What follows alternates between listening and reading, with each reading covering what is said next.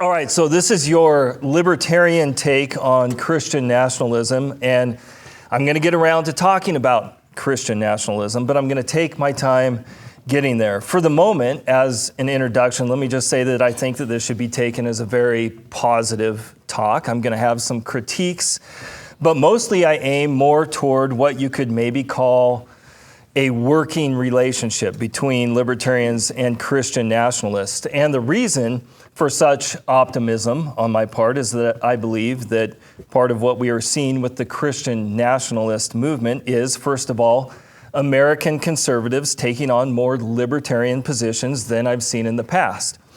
Secondly, I think their emphasis on what is needed culturally is very compatible with libertarianism. Now, the Christian nationalist rhetoric isn't quite so kind towards libertarianism, however, so I have a lot of work here, and maybe I'm overly optimistic. So what sources am I using from the Christian nationalists to represent their views? Well, it's really a conglomeration of a bunch of things. So Andrew Isker, who many of us know, and Andrew Torba wrote a book on Christian nationalism, but there are various articles, blog posts, and if you really want to know what Christian nationalists think and feel, just take a swan dive into that cesspool called Twitter, and you can read all about it there. But I'll also be drawing from Stephen Wolfe's new book, The Case for Christian Nationalism, as well. Anyway, there's a couple of very positive things that I'm seeing from Christian nationalists that I think will help me. And the first place that I want to start is that they emphasize a real importance on using the dictionary. Okay, and by that we mean just recognizing objective truths in the world. So 1 + 1 = 2, up is up, down is down, etc. And as the Christian nationalists want to communicate to the world what they are saying and what they're not saying, they have said that they want to be very careful to define their terms. And I want to press down a little harder than them on that because, as I want to show here, they don't really carefully define libertarianism. In fact, I see them misrepresent it. I thought about getting a PowerPoint and putting up quotes from different articles and blog posts that demonstrate that, but just one example here will suffice. So this is from a blog post that was written by an influential Christian nationalist, and he says this, quote, "Liberalism and libertarianism have utterly failed. Burning down police stations, looting department stores, chopping up little babies and selling their body parts, buying and selling eggs, renting wombs, castrating teenage boys and girls, and demanding that sexually provocative clowns be given access to children. All of these things in the name of liberty and justice. Yeah, we're going to need a dictionary. We need a rule book. Let us stop with this childish nonsense that says words simply have self-evident meanings." End quote. So there's that. And I say amen to bringing the dictionary. So we will, because I see writings like this from Christian nationalists about libertarianism, and I think it's kind of ironic. But for now, the second thing that impresses me from the Christian nationalists is their emphasis on the necessity of living in ways that are consistent with the nature of the world that God has created. So creation has a nature, right? That's the up is up, down is down, and all that. But more specifically, the Christian nationalists are asking the big questions about individuality, families, society, culture, and nations. And they're asking how these various layers of community should be formed and shaped by our understanding of the nature of the world and how things operate in this world. Libertarians have done much work on this, so let's start there. Let's open up the dictionary. What is libertarianism? Well, libertarianism is an answer to this question. When is it okay for you, or for me, or for anybody to commit violence against someone else or their possessions, their property? And there's an assumption to this question. Actually, there's two. The first one is it assumes that private property is a thing in the first place. But the other assumption is that this is a general moral issue that applies to everyone equally. So the answer to this question can't change just because you have red hair or because you have a college degree or because you wear a uniform of some sort. This is a moral question that applies across the board to every individual. And so the libertarian answer to the question is, violence against someone or their property is only justified if that someone has first committed or threatened violence. Okay, so it's wrong to randomly go up to a guy on the street and sucker punch him, right? You can't do that unless you have some truthful evidence that he's committed violence against you prior to that, or that he is some sort of imminent and credible threat. So libertarianism takes this answer to this question, finds it to be morally true, and seeks to apply it consistently in the world. The libertarian answer to the question of when violence is justified is often referred to as the non-aggression principle. And libertarians, and of course critics of libertarianism, have tried hard to poke holes in the principle. So just a few examples of how it can get kind of complicated at times. What about a man being chased in the woods by a wolf, and he sees a cabin up ahead and safety therein, he's hoping. And so he runs up, but the door's locked. So he has to just bust through the door. And in the process of doing that, he fractures the door jamb. Well, he just committed violence against someone else's property. So what do you do about that? Or similarly, what about a man whose family is starving to death, and he sees a pie sitting on the windowsill of the town bakery? May he steal it to preserve his family's life? What about a naval captain sitting off the shore of Britain in, let's say, the early 18th century or whatever, and he sees another slave trade ship passing by in the distance, and he's attacked a couple of those ships already. And by the gratefulness of the slaves that he's freed, he feels justified that he acted justly on behalf of those who could not help themselves. But what if he does it again, except after ambitiously boarding the slave trader's ship, and only after killing a couple of the slave traders does he find out that this one was actually just a cruise ship that some wealthy Africans had hired to give them a tour of Iceland? Okay, what do you do then? Or what about spanking children as a means of discipline? Okay, how does that get sorted out in all of this with the non-aggression principle? So while there's some interesting things to work through, I think that most people can see that the non-aggression principle is pretty reasonable. Really, I think that the non-aggression principle is linked solidly to the 8th commandment, thou shalt not steal. That's really what's at the heart of it. That's why unjustified violence is wrong. It's wrong because it's taking something that doesn't belong to you. If you murder someone, okay, you're stealing something from that person, namely their life. Or if you key someone's car, you're stealing something from them. Okay, they wanted an unmolested car. And the Bible, of course, straight up prohibits stealing, but this prohibition is a law of nations sort of thing. That is, virtually everybody of all time recognizes that stealing is morally wrong. There's even a whole genre sort of comedy movies about bad guys who steal stuff, and then those bad guys get upset when the stolen stuff gets stolen from them. They steal a diamond, and then a little baby crawls by and steals the diamond from them, and then they're chasing a baby all over New York City or whatever. I've got kids. Those are the kind of movies I watch. But why then, when most people think of libertarianism, do they think it's all about anti-government stuff? Liberty seems to be at the heart of the name libertarianism. So how do libertarians get there? Well, it comes back to the consistent application of the non-aggression principle, or you could say that libertarians are trying to consistently apply the 8th commandment and its implications. So, yes, the libertarians are, and this is a careful distinction that George pointed out earlier, libertarians are anti-state. Libertarians believe in law and order, and questions of morality are at the heart of what libertarianism is all about. So when you hear critics of libertarianism say things like, libertarians are lawless, disorderly, immoral, anti-Christian, those critics are wrong. And so I hope that me opening the dictionary like I am right now will be helpful for them. Let's go from the L section of the dictionary to the S section. If we understand that libertarians are anti-state, maybe we should understand what a state is precisely. We should understand what it is at the very least, because it impacts our lives tremendously in so many ways that you can see, and in countless ways that you don't readily see at all. So, per the dictionary, quote, "The state is that organization in society which attempts to maintain a monopoly of the use of force and violence in a given territorial area, while other individuals or institutions obtain their income by production of goods and services, and by the peaceful and voluntary sale of these goods and services to others, the state obtains its revenue by the use of compulsion, that is, by the use and the threat of the jailhouse and the bayonet." End quote. And that's straight out of a booklet titled Anatomy of the State by Murray Rothbard, which I commend to you.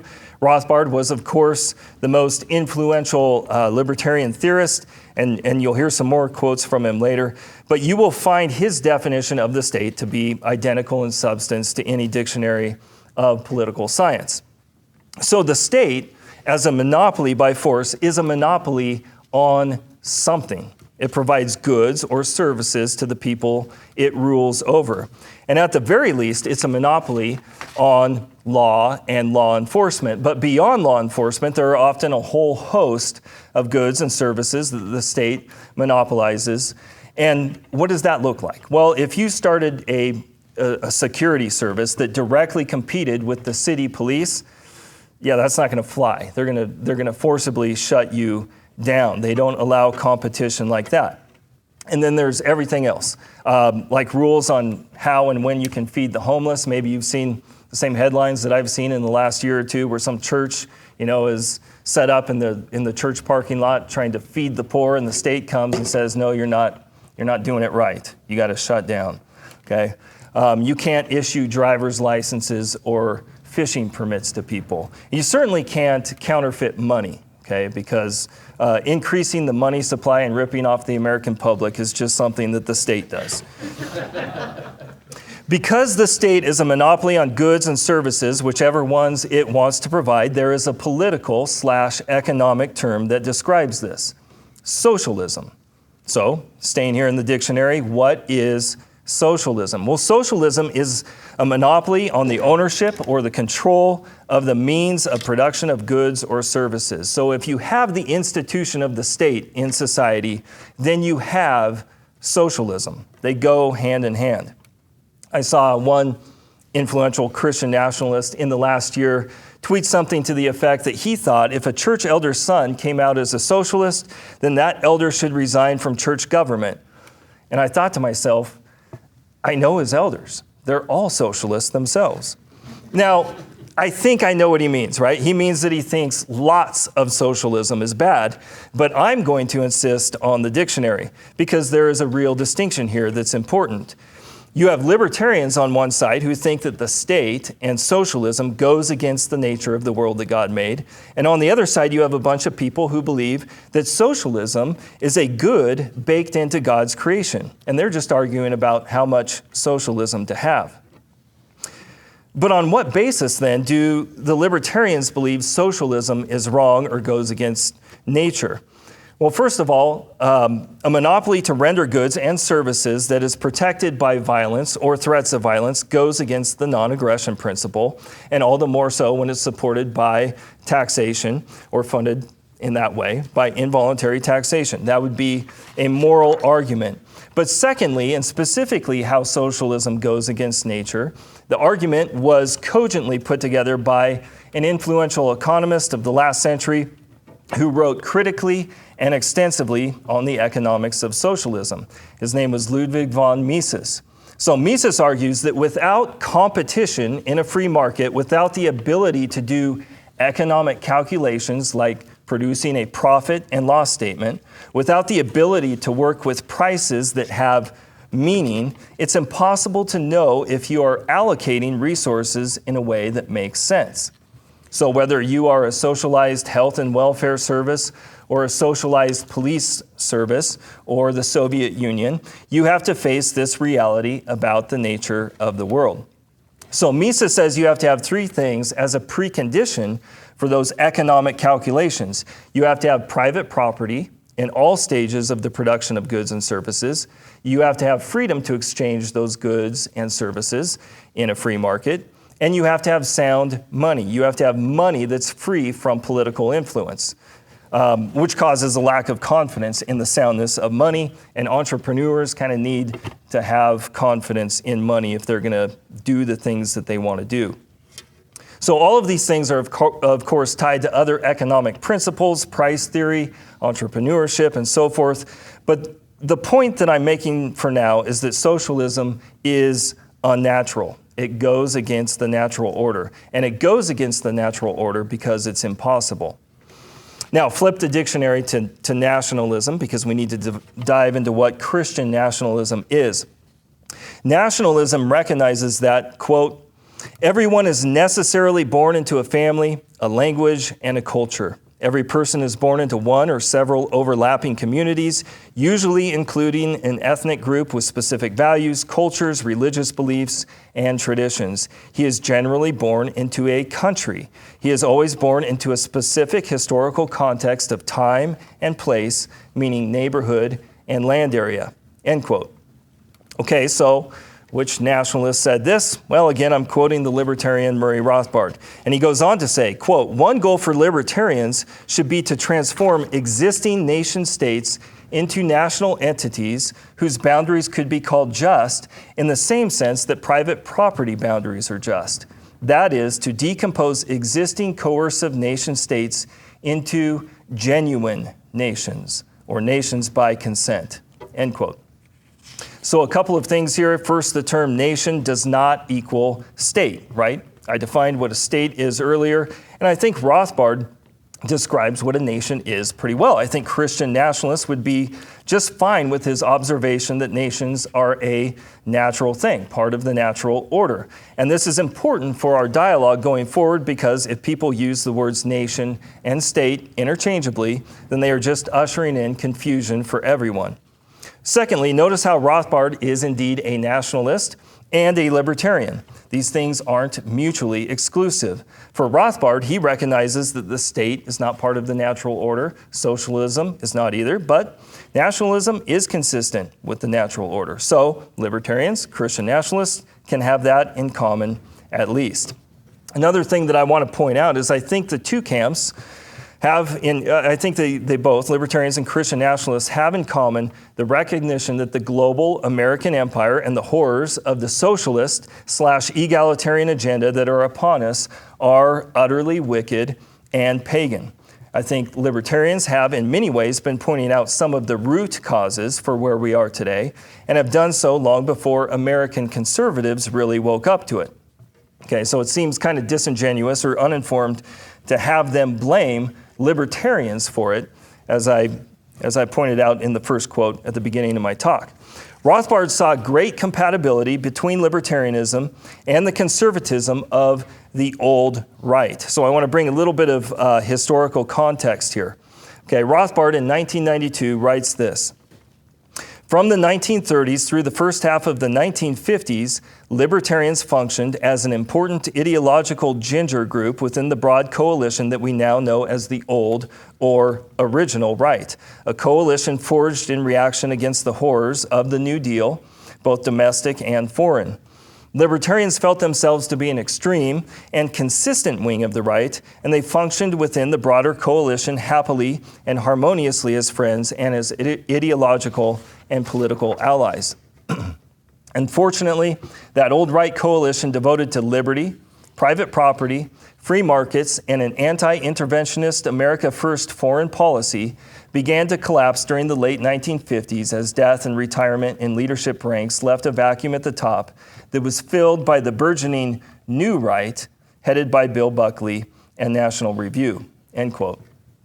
End quote, but I'm going to continue with Rothbard a little longer here because I think this is important. But first I want us to recognize that many of the ideals being pushed by Christian nationalists today and the old right of yesteryear are held in common with libertarians, and there wasn't always animosity there. But Rothbard continues, quote, that new right, while in early days paying lip service to the forms of the old right, transformed it within a few years into a global crusading, warmongering, and basically pro-state movement.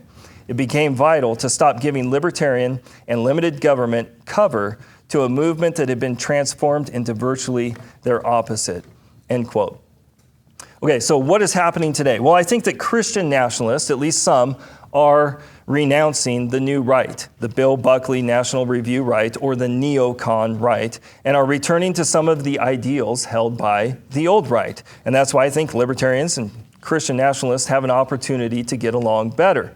Christian nationalism seems to be explicitly rejecting that new right now, something that the libertarians did back in the 50s. So Stephen Wolfe writes in the epilogue to his book, The Case for Christian Nationalism, quote, "The Christian nationalist project is not conservative.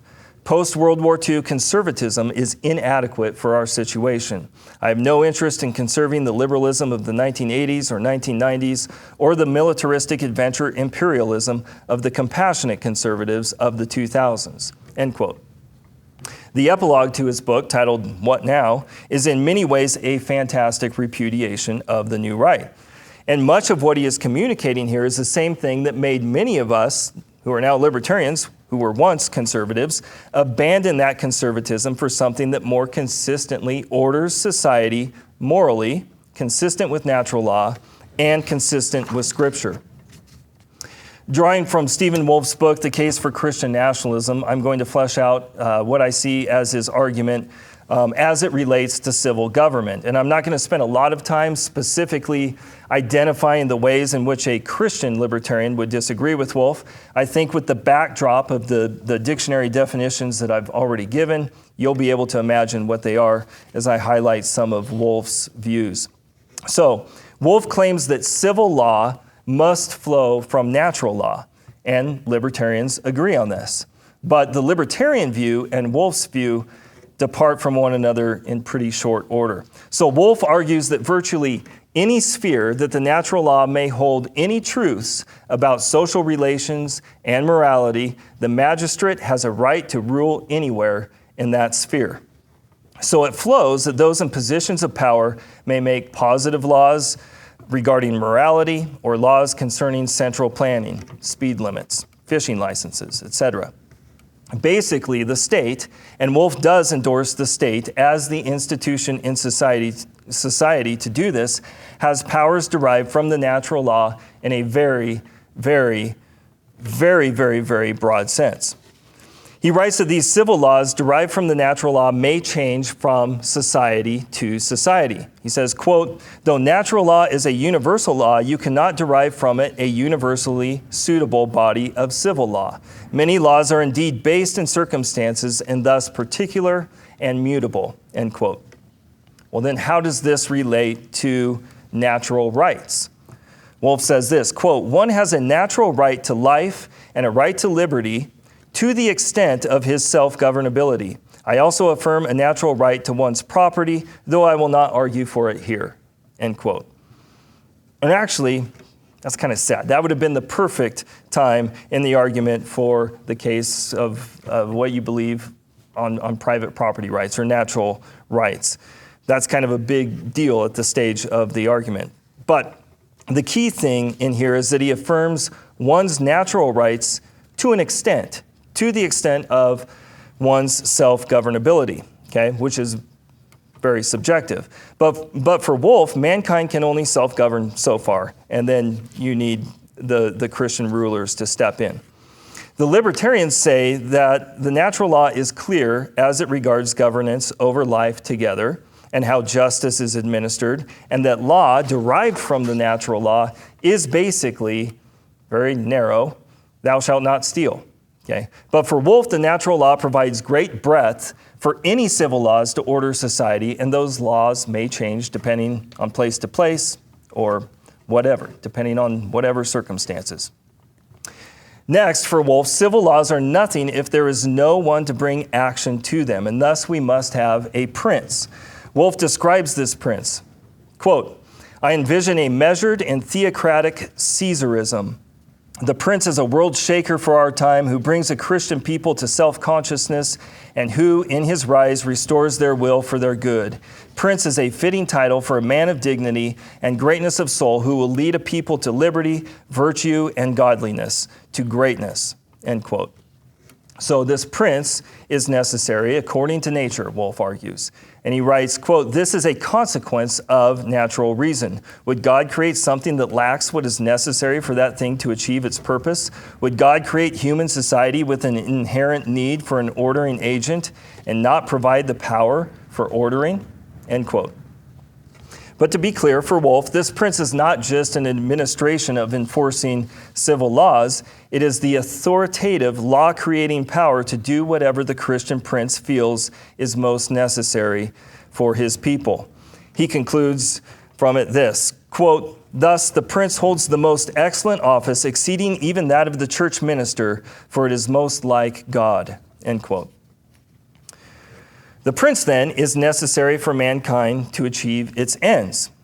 Quote, "He, the prince, is a master in the master's universe. The prince personifies their national spirit, unifies them under a mission, and inspires intergenerational will to live. He directs men in fulfilling the dominion mandate, to fulfill man's nature." End quote. And then one more quote from Wolfe as he continues to wax on in his Magistrophilia. He says, quote, "The Christian prince ought to do everything in his power to advance the kingdom of Christ." End quote. So the Christian prince ought to do everything in his power to advance the kingdom of Christ. Well, how does the prince legitimately gain the powers to rule so broadly? Okay.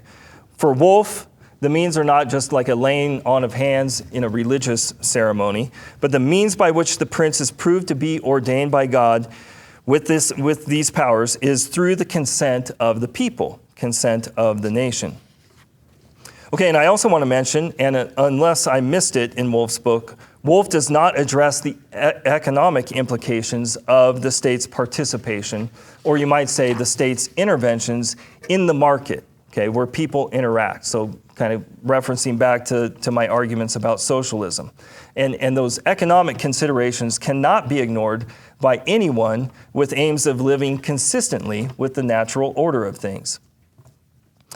Okay, I'll stop there. I don't have time to deal with every point from Wolfe as I've highlighted them here. What I have tried to do is show where libertarianism and Christian nationalism have views very much in common, and I hope that the differences between the two are highlighted by trying to succinctly and accurately define some things, including libertarianism. So in conclusion, what I appreciate from Wolfe's book and from the Christian nationalists more generally is the attempt to order society in a way that is consistent with the nature of the world that God has created. That's what natural law libertarianism is all about. That's what we do here at the George Buchanan Forum. Earlier, I quoted Stephen Wolfe saying that conservatism is inadequate for our situation. And Christian nationalists believe that their approach is very pragmatic. They would criticize the libertarians in the same way that the libertarian dream doesn't have the teeth to get us through the mess that the world is in currently.